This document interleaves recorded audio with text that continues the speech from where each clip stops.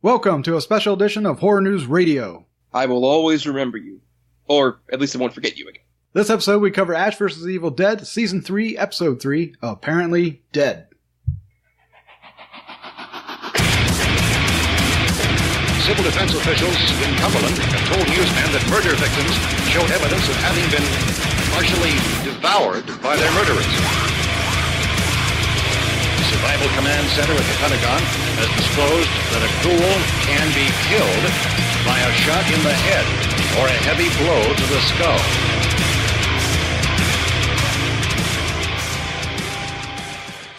I'm your host, Doc Rodden, and this is Horror News Radio, the official gruesome magazine podcast.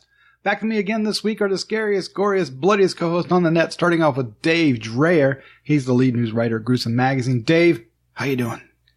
I feel very special edition tonight, Doc. Very special edition. You are special edition. You're like in a boy band. It's not going to happen, man. All right. Oh, good Lord, though.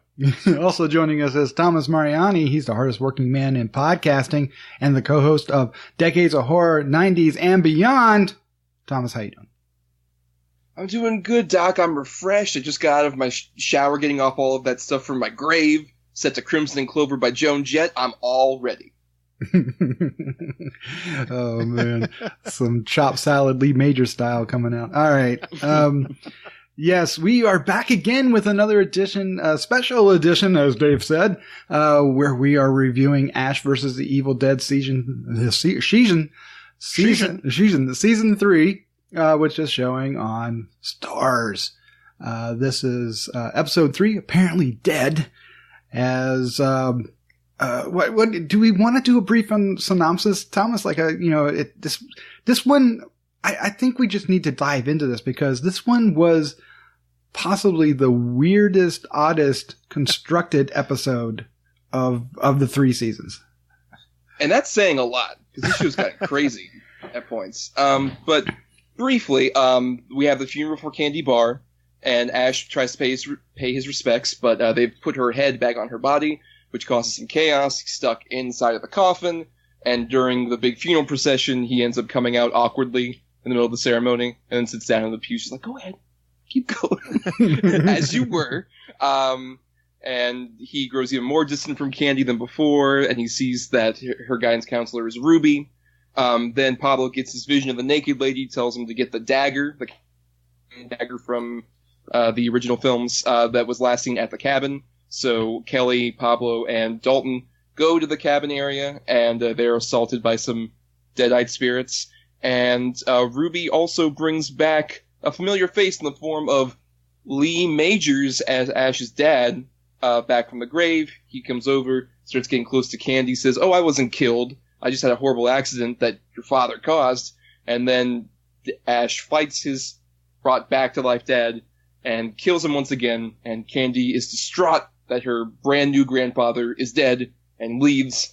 And then for some reason, freaking Bruce Campbell and Lucy Lawless sing Bye Bye Birdie, which is really fucking weird. That's the weirdest part of this whole thing. Is over the fucking credits, they sing Kids from Bye Bye Birdie. But it was awesome, though. It was pretty awesome, but it's just, that's the weirdest thing. It's the cherry on top of the weird Sunday. Well, what was your first impression, Thomas, of this weird Sunday?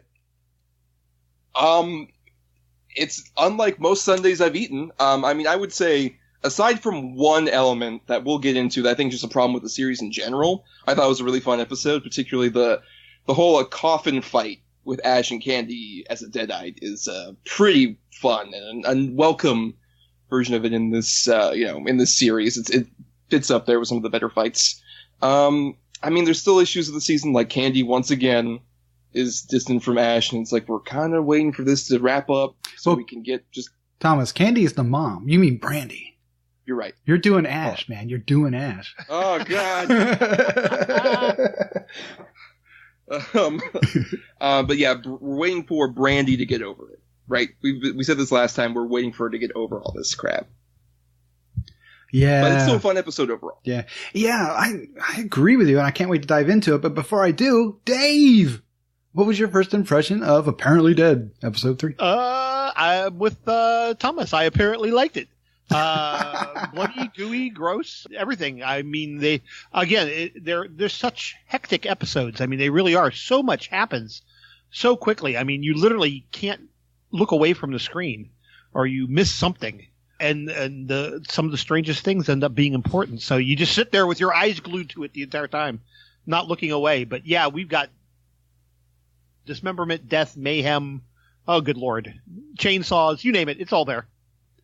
Yeah, I too had a great time. I found that while it still had plenty of humor, it wasn't as slapstick, even though it had slapstick moments, as some of the other episodes have been, which made it oddly more serious in a way, but only in a way that Ash vs. Evil Dead could ever be serious. But it made the episode feel oddly different in its tone and its approach. I'm not entirely convinced we had an arc here in this particular episode. It just was like getting us from one moment to another. But at the same time, what it did present was so much fun and so engaging and like you said, gory and bloody. You know, we have the first half of it, which is in the funeral home, which is just out and out bizarre. And then, you know, Brock Williams is awesome. We could use more Brock Williams, and I like the way they brought him back for this. And I'm kind of sad that, you know, he gets all cut up and we don't get to see him again. I want more Brock Williams. There's always next week, Doc. Maybe. Yeah. Maybe. It's Evil Dead. Anything can happen. But the whole shower scene was so strange. How so, Doc? What do you mean? Strange how? Well, okay, so we don't get a full on shot of Brock Williams in zombie mode, right? We just get kind of little hints of it. Like a silhouette in the doorway. Right. Or feet or something like that as he's, footprints as he's squishing away in the house. And Brandy's in there, I think, listening to music and, packing because she's wanting to get the hell out of there, right? Well, she's listening to Crimson Clover. Oh, that's right. Yes. Which is why it's playing. Which also was an odd choice. I mean, I liked it, but it was an odd choice for this particular scene. Especially because the weird thing was a lot of the visual stuff more reminded me of like a 90s era music video. Like, this feels like it would be like a 9 Inch Nails video of somebody like going back from whatever work and like they're covered in grime and dirt from the grave and they take a shower. Especially like the shower shots in particular. Right. I felt like, oh man, where's Trent Reznor? This is what this feels like. Yeah, and then it has the weird cut. Now it pays off, because we get to reveal that the two of them have bonded instead of having some kind of, because you expect like she would turn around and there's zombie Brock, right? And it's going to go zany, but no, instead, he's all cleaned up and he's back to regular Lee Majors Brock, and they're chatting it up and they're watching that commercial over and over again, right? From the first episode. Yeah, what a dumbass. And they're bonding over how stupid Ash is, which is fantastic. Yeah, so, I mean, that was weird, but I want to know, Thomas, you mentioned the first scene with the, with Candy Bar and her being in the coffin and getting trapped in there and all that. That was kind of jarring and scary a little bit, wasn't it? Well, yeah, especially the shots in the coffin when it's closed and she's like creeping up on him in such a confined space, which is, I mean, it's kind of happened with some of the earlier Evil Dead movies, but I don't think it's ever been this confined that Ash has fought one of these creatures, and even in the show, I can't think of one. But I thought it was a really good fight, especially for how contained it all was. It's almost like the movie Buried with Ryan Reynolds, but it's two people stuck in this coffin. I thought it was a really creative thing, and also Ash, adheres to consent. Good on you, Ash. No means no. Even when you're dead. That's so Even when you're dead, exactly. Oh man! But I love the way he tries to climb out and he gets stuck again and knocks himself out. Oh yeah. And then he chops off the head and looks at it just like, "How was that for you?" That's another good Ash line. Yeah, but when he comes out of the coffin, it's played for laughs, but I don't know if they hit that home run. What do you think, Dave? No, I don't think they did either. Although it's humorous, it kind of falls flat. Maybe having the severed head fall out with him was a bit much. I don't know. Not quite sure where it went there, but it was humorous because Brandy's trying to give that the heartfelt speech, and here comes Ash climbing out like a drunk. But it was good. It was still good. But I don't think they hit the comedic home run there. I agree with you. Yeah, it feels kind of almost like less like an Ash vs. Evil Dead comedic scene. It feels more like a Farrelly Brothers comedy bit. Like this would feel more at home in one of those early 2000s Farrelly Brothers movies. And I think it's also a bit more mean-spirited, I think, which is a shame. Even though Ash isn't trying to be. I think you were talking about the arc issue. I would say it's not so much that we didn't have an arc as much as it's the same arc from last episode of Ash just trying to still be a good dad, but also fight off Deadites. He's got to balance his work and home life. And it feels like we're kind of repeating that here. And I like the fact that even as he comes out of the coffin, he's like, go ahead, honey. Go ahead. Like nothing's happened. But I think it is still repetitive at the same time, that emotional arc, and it's in scenes like that, or even, I like when he comes into the funeral at the very opening of the episode, and he grabs the flowers out of the vase, and he's just like, here, I got you some flowers. Oh, they're all wet. Yeah. They're just freshly cut. Oh, yeah, but you mentioned something was bothering you about this episode. I don't think it was the funeral scene. I'm going to guess it has to do with our buddies heading off to the cabin. I'm so fucking tired of going back to the cabin. They've done that every single season. And I mean, it worked for the first season, because we hadn't seen that cabin since 1987, when Evil Dead 2 came out. It'd been, like, almost 30 years at that point. And it's like, alright, going back to the cabin made sense for that first season.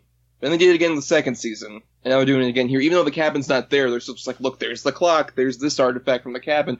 Remember the cabin? I'm tired of going back to the cabin. Evolve from the cabin. That's what the first season was about. Was evolving from the past. And then they keep going back to it. Yeah, they seem to be tied to it like I don't know, like it's a weight that keeps this show from exploring other things. Like, are the Deadites just like, did they never go anywhere else? Because it seems like they're from ancient Sumeria, given we have the Knights of Sumeria thing. Or wouldn't there be Deadites like all over the world that you could potentially go to? But no, we gotta stick to the cabin again.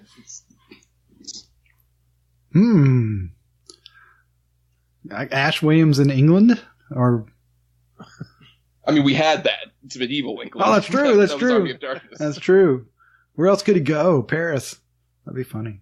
All right. Ooh la la. But Dave, I wanted to ask you: Are you also bothered by this whole going back to the cabin again thing? It'll probably come as no surprise to either of you that actually I'm kind of not. I kind of like the cabin. Now that you've pointed it out, it probably will bother me now. I really didn't think of it at the time. To me, it's just kind of inbred into the story. It'd be kind of like the tall man not going to the cemetery. You just kind of expect it to go there. So no, until you brought it up, it didn't bother me. But also, tall man's an interdimensional being that pops out of fucking nowhere too. Oh, that's true. He doesn't have just one place. He hasn't been in the same place for 30 years. Like, man, you gotta move out of here. It's been 30 goddamn years. I didn't say you weren't right. I just said it didn't bother me. Yeah. So what do we think of the storyline of that particular segment where, they find the dagger again? They're able to dig it up out of the remnants of the collapsed cabin. And, then, the Deadites attack and we get possessed. Some of our friends, don't quite make it out. Where does this leave us? Well, honestly, until the very ending of this, where we found out, oh shit, Pablo's been, like, possessed. Like, that was the most interesting thing to me, but it's a long while. There's a whole thing with Dalton Kelly, where Dalton, like, gets stabbed on a tree, and it's like, Pablo did this to me, and all this stuff. Like, I want to have the emotional context for this, but I don't, because Dalton has been, like, an exposition machine prior to this. That's, like, it. Yeah, I mean, Dalton dies, impaled to that tree, and I'm kind of like, why did we create Dalton? Why is there a Dalton in this to do that? Why is he there? He's the Evil Dead red shirt.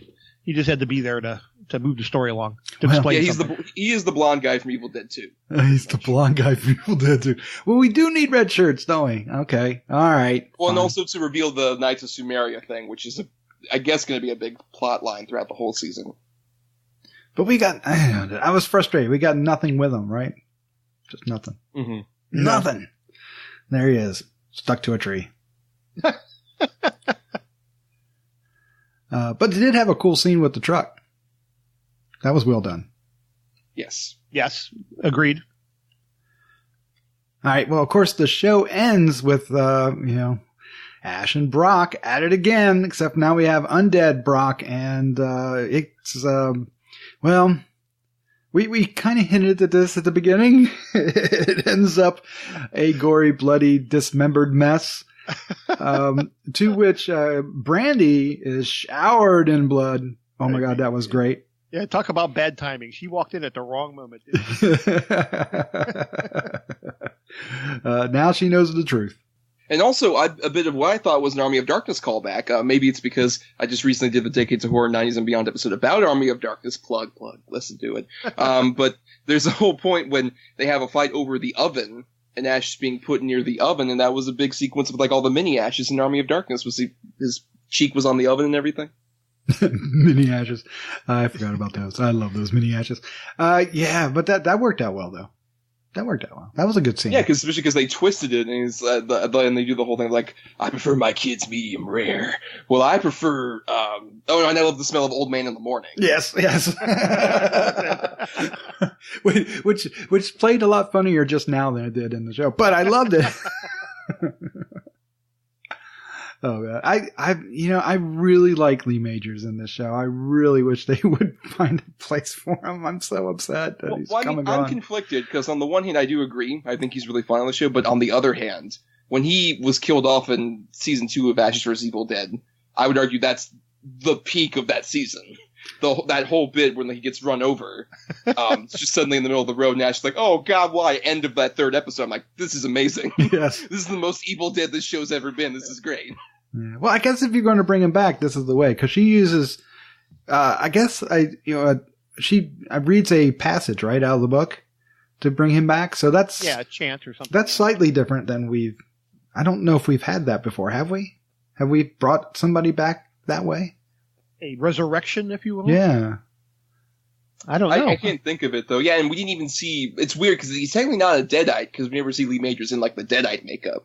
So it's some other different thing that I'm not quite sure about. Yeah. I like that they're introducing, some slightly different elements of this book, right? Because there's got to be something else in there. So that opens up, some new avenues for them to explore and bring other kinds of horror into the show.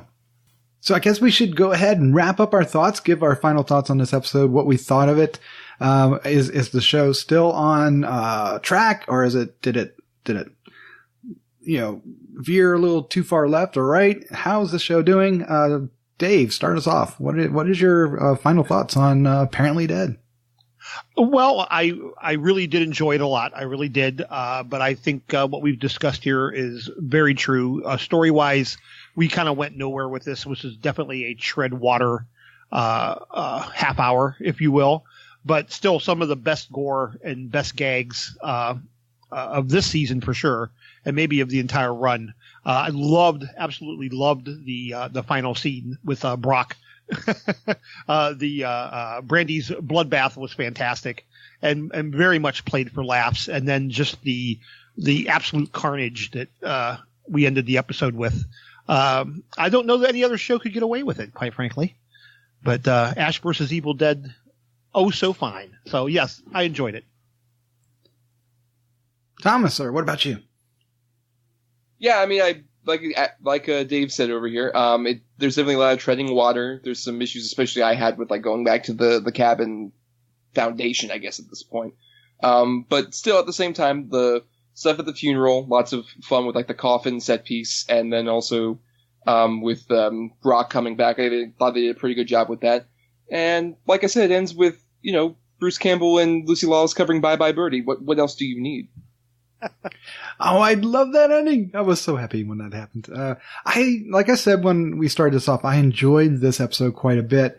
I found it oddly structured and paced, but at the same time, it had such great elements in it. It's very this chapter, and the middle chapter with, going back to the cabin with Kelly and Dalton and whatnot. That's and Pablo. That it felt like setup. It didn't feel like it was doing anything. And then of course, I got frustrated with Dalton. But it seems like we're getting a slightly different Ash with this. It seems like they're giving him a little bit more to do emotionally than just be the buffoon, which I'm wondering if they'll keep that up, if they're going to give him some kind of meat to sink his teeth into. That doesn't sound right, but I love that I love that Lee Majors came back. That made my day, and it made the episode. I am curious to see how Brandy is going to react now that she's covered in blood, because she just darted off, right? Didn't she scream and run out the door? Or did we leave her sitting there? Well, no, she went out the door, and that's when Ash, there's just like kids. And then, yeah. Yep. Oh man. So I'm still on board for this season. I'm enjoying it as much as I would say the first 3 episodes of the first 2 seasons, although it didn't quite have the impact of that second season, 3rd episode, right? Because that's the one where Brock, he gets killed, but in a much more shocking fashion than he does this season, which is interesting. He gets killed in the 3rd episode both seasons, right? Yes. Yeah. Well, we don't need to make it a leitmotif. By season 7, it's like, guys, come on. How many times can you kill Brock? All right. There you go. That's what we think of Ash vs. Evil Dead Season 3, Episode 3, Apparently Dead. We want to take the time to thank Tear Out the Heart and Victor Records for use of their killer song, Undead Anthem, which we use in the intro and outro of this podcast. Next week, we'll be covering Episode 4, Playing on Starz, which is Unfinished Business. Oh my. Where are they going to go next? Thank you guys. Let's say goodnight. Good night. Good night.